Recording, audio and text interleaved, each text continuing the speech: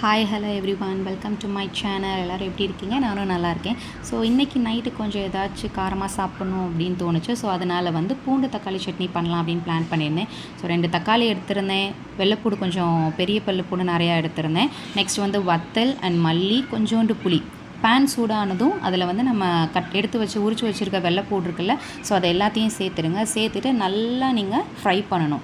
ஒரு golden brown colour வர வரைக்கும் நல்லா ஃப்ரை பண்ணுங்கள். அதுக்குன்னு ரொம்ப டார்க் ப்ரௌன் வர மாதிரி பண்ணிட வேணாம். ஸோ நல்லா நீங்கள் ஃப்ரை பண்ணிகிட்டே இருங்க. ஆக்சுவலி இந்த ரெசிபி நான் எதுக்கு பண்ணணும்னு பிளான் பண்ணேன் அப்படின்னா, நான் ஸ்கூல் முடிச்சுட்டு வந்தோடனே ரொம்ப கொஞ்சம் ஸ்பைஸியாக சாப்பிடணும்னு தோணுச்சு. எதுவுமே எனக்கு கண்ணில் சிக்கவே இல்லை. ஸோ அப்போ அந்த டைத்தில் எங்கள் மாமா மசாலா பொரி வாங்கிட்டு வந்தாங்க. ஸோ அதை சாப்பிட்டுட்டே நைட்டுக்கு இதை பண்ணுவோன்னு பிளான் பண்ணிட்டேன். ஓகே, நெக்ஸ்ட் இப்போ என்னென்னா, நம்ம வெள்ளைப்பூடு நல்லா ரெடியானதுக்கப்புறம் நம்ம எடுத்து வச்சுருந்த வத்தல் இருக்குல்ல, அதையும் கொஞ்சம் ஆட் பண்ணிவிடுங்க. அதையும் நல்லா போட்டு கிளறி விட்டுட்டே இருங்க. அது ரொம்ப பிளாக் ஆகிராமல் கொஞ்சம் நார்மல் கலர் வர வரைக்கும் அதை நல்லா நீங்கள் கிண்டி விட்டுட்டே இருங்க. ஸோ வெள்ளைப்பூடு சேர்க்குறது உடம்புக்கு ரொம்ப நல்லது. ஸோ அதனால தான் நான் இவ்வளோ வெள்ளைப்பூடு சேர்க்கேன். அண்ட் ஆல்சோ நல்லெண்ணெய் சேர்க்குறது ரொம்ப நல்லது. ஸோ அடுத்து என்ன பண்ணணும் அப்படின்னா, கொஞ்சோண்டு புளி எடுத்து வச்சுருக்கோம்ல, அதையும் நல்லா போட்டு ஃப்ரை பண்ணிவிட்டு அதை கொஞ்சம் ஒரு இடத்துல ஓரமாக வச்சுட்டு, நம்ம கட் பண்ணி வச்சுருக்க தக்காளி இருக்குல்ல, அந்த தக்காளியை இப்போ நம்ம ஆட் பண்ணணும். தக்காளி போட்டப்போ கொஞ்சம் பார்த்து இது பண்ணுங்கள். ஏன்னா அதில் உள்ள அந்த தண்ணி என்னவோ தெறிக்க ஆரம்பிக்கும். ஸோ அதனால் கொஞ்சம் பார்த்து வச்சுக்கோங்க. ஸோ அந்த தக்காளியும் நல்லா போட்டு நம்ம ஃப்ரை பண்ணிகிட்டே இருக்கணும். அதோட தோல் தனியாக பிரிஞ்சு வர வரைக்கும் நல்லா ஃப்ரை பண்ணுங்கள். நெக்ஸ்ட் நம்ம எடுத்து வச்சுருக்க கொத்தமல்லி இருக்குல்ல, ஸோ அதையும் போட்டு நல்லா கொஞ்சம் கிளறி விடுங்க. நெக்ஸ்ட்டு கல்லுப்பு தேவையான அளவு அதையும் நம்ம கொஞ்சம் ஆட் பண்ணிக்கணும்.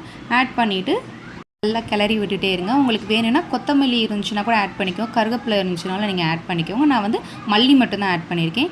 ஸோ சால்ட்டு தேவையான அளவு மட்டும் யூஸ் பண்ணிக்கோங்க. நீங்கள் ரொம்ப போட்டுற வேணாம். ரொம்ப போட்டிங்க அப்படின்னா சாப்பிட முடியாது. நெக்ஸ்ட் இதெல்லாம் நல்லா கிண்டி விட்டுட்டே இருங்க. நீங்கள் நல்லா அதை கிண்டி விட அது என்ன ஆகும் அப்படின்னா, தக்காளி கொஞ்சம் நல்லா ஸ்மாஷ் ஆகும். ஸோ அதெல்லாம் ஸ்மாஷ் ஆனதுக்கப்புறமாட்டு திரும்ப என்ன பண்ணுங்கள், நம்ம வெள்ளைப்பூடு அதெல்லாம் எடுத்து வச்சுருக்கோம் பார்த்தீங்களா, அதோடு சேர்த்து அதெல்லாம் எடுத்து வச்சுருங்க. இப்போ நான் காட்டுறேன், எந்த அளவுக்கு வதங்கியிருக்குன்னு காட்டுறேன், அதை கொஞ்சம் பாருங்கள். ஸோ அதில் அந்த தோல் எல்லாமே தனியாக பிரிஞ்சு வந்துருச்சு. அதையும் எடுத்து தனியாக நம்ம எடுத்து வச்சிடலாம். ஸோ அந்த ஆவி பறக்க அது பார்க்குறதுக்கு அவ்வளோ அழகாக இருக்கும். ஸோ இதை நம்ம என்ன பண்ண போகிறோம் அப்படின்னா, அதை அப்படியே எடுத்து ஒரு 5 மினிட்ஸ் வச்சுட்டு திரும்ப நம்மளோட ஜாரில் நம்ம சேர்க்க போகிறோம். ஜாரில் சேர்த்ததுக்கு அப்புறமாட்டு அதை நல்லா ஒரு பேஸ்ட் மாதிரி நல்லா அரைச்சிடுங்க. ஸோ இப்போ நான் காட்டுறேன், அந்த மாதிரி கன்சிஸ்டன்சி வர மாதிரி அந்த பேஸ்ட் மாதிரி ஆக்கிட்டு மறுபடியும் நம்ம எடுத்து வச்சுருக்க பேனில் கொஞ்சம் நல்லெண்ணெய், கடுகு உளுந்தம் பருப்பு போட்டு அதை நல்லா வெடிச்சதுக்கப்புறமாட்டு நம்ம நெக்ஸ்ட்டு நம்ம பேஸ்ட் ஆக்கி வச்சுருக்கோம்ல, அந்த பேஸ்ட் என்ன பண்ண போகிறோம், இதில் நம்ம ஆட் பண்ண போகிறோம். ஆட் பண்ணிவிட்டு நல்லா நீங்கள் கிளறி விட்டுட்டே இருக்கணும். நல்லா கிளறி விட அதில் மேபி பச்சை வாசனை இருந்துச்சு அப்படின்னா அது அப்படியே போயிடும்.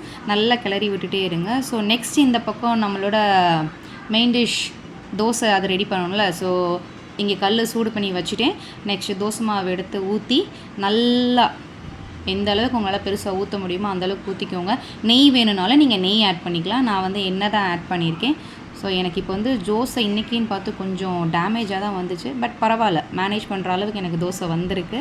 ஸோ அதுக்கப்புறம் என்ன பண்ணும், நல்லா அது கோல்டன் கலர் வந்தோடனே அதையும் திருப்பி போட்டுட்டு உங்கள் பிளேட்டில் நீங்கள் சர்வ் பண்ணிடலாம். சர்வ் பண்ணிவிட்டு நம்மளோட சைட் டிஷ் இருக்குல்ல, நம்ம செஞ்சுருக்கோம்ல பூண்டு தக்காளி சட்னி, அதை எடுத்து வச்சு சாப்பிட்டோம் அப்படின்னா உண்மையாகவே ஸ்பைசி சட்னி நம்ம சொல்லலாம். ஸோ அதை செஞ்சு பார்த்துட்டு எப்படி இருக்குது அப்படிங்கிறத எனக்கு நீங்கள் மென்ஷன் பண்ணுங்கள். இந்த வீடியோ பிடிச்சிருக்கு அப்படின்னா லைக் பண்ணுங்கள், ஷேர் பண்ணுங்கள், கமெண்ட் பண்ணுங்கள், மறக்காமல் சப்ஸ்கிரைப் பண்ணிடுங்க. இதுதான் ஃபர்ஸ்ட் டைம் நான் ட்ரை பண்ணியிருக்கேன். நல்லா இருந்துச்சு, நீங்களும் ட்ரை பண்ணி பாருங்கள். Thank you so much.